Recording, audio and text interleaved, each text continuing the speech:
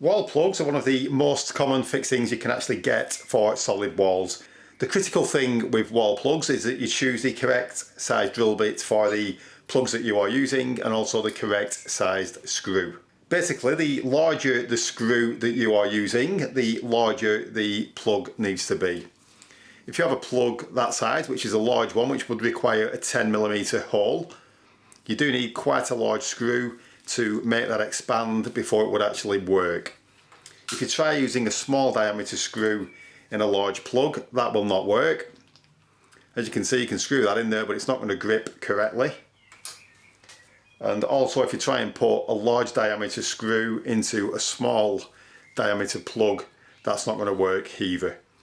So the critical part is choosing the correct size screw, the correct size plug, and then drilling the correct sized hole. Drilling the correct sized hole is easy because on the plugs it should actually say which diameter drill bit you need to use, and this blue one is actually a 10mm drill bit. We then have the brown ones, which require a 7mm drill bit. The red ones need a 5.5 or a 6mm drill bit. To be honest, whenever you're using something that gives you two sizes, I would always start off with the smaller size. And then we have the yellow ones, which are really a very light fixing, and they require a 5mm hole. In this demonstration, I'm going to use a 7mm drill bit, so I'm going to use the brown wall plugs. It's very easy if you can actually see what you're drilling into. In this instance, we're drilling into a concrete block. Wall plugs should only be used on solid walls that are made from stone, concrete or brick. You should never use them on aerated concrete, they will not work. So I'm going to start off by drilling a hole. And I'm actually going to start it without the hammer action on. That is so that you get it in the correct position. If you put hammer action on straight away, there is a tendency for the drill to bounce about a bit and you may not get the hole exactly where you want it. Once you've started the hole, you can then switch the hammer action on.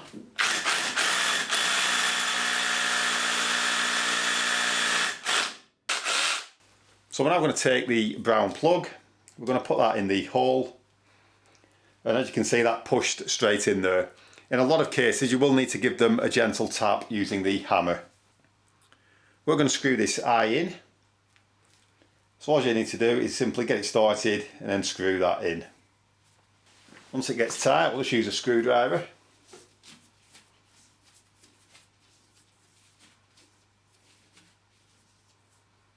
And once that's all the way in there, you can be sure that you've got a very strong fixing.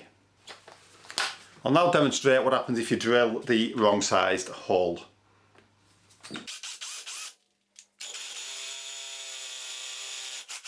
So we've now got a hole that is too big. If you push that in there, it's a really sloppy fit. And you can't actually get the wall plug to work because it's just spinning around in the hole. But that's not a problem. What you can do is take another wall plug and we'll just take a knife and we're just going to split that in half. And then we'll split that in half again. You can also use a matchstick for doing this.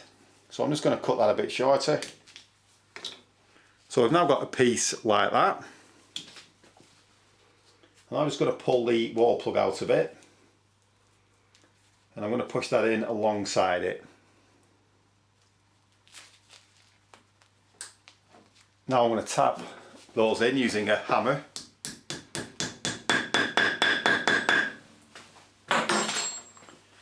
Once you've done that, you can then take the screw and you can screw that in. Obviously it's a lot easier if you drill the correct sized hole to begin with, but if you do drill the incorrect sized hole, you can actually save the day by inserting another piece of plug or a matchstick or something like that, and then once the wall plug expands, it will actually grip in the hole. To remove a wall plug, simply insert a screw, but only turn it a couple of turns so it doesn't make the plug expand, and then pull that out. You can sometimes do it with your fingers, sometimes you need a claw hammer. So this is a common scenario that you come across at home. You have a solid wall, you know it's solid by tapping it.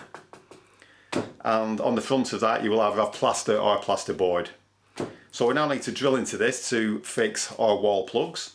So you need to make sure that there are no pipes or cables buried in the wall first. You then take the drill, and without the hammer action on, you then squeeze the trigger and make a hole through the plaster. Once we've got through the plaster, we're now drilling into the block, and obviously you can't see what the block is when you're at home. So if we just try drilling that with no hammer action on,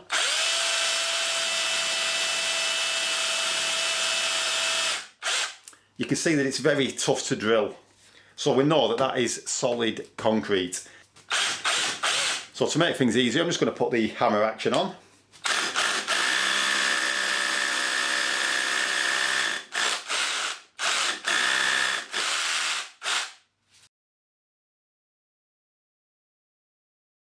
It's important when you're drilling a hole like that into plaster that you drill slightly deeper so that the plug can be tapped below the surface of the plaster.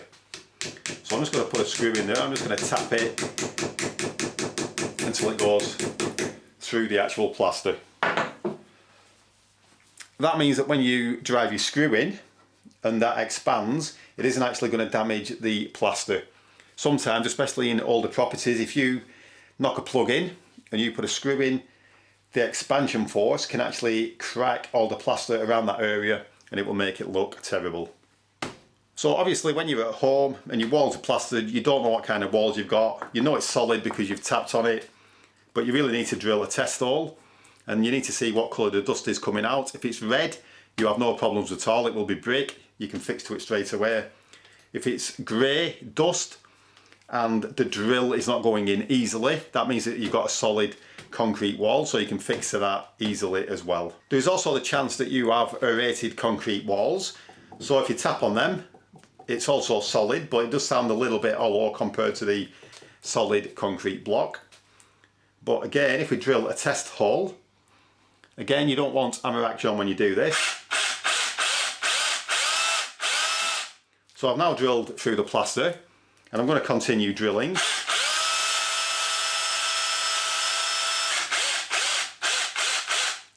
You can see that that went in there really easily, and the dust is actually a dark grey colour.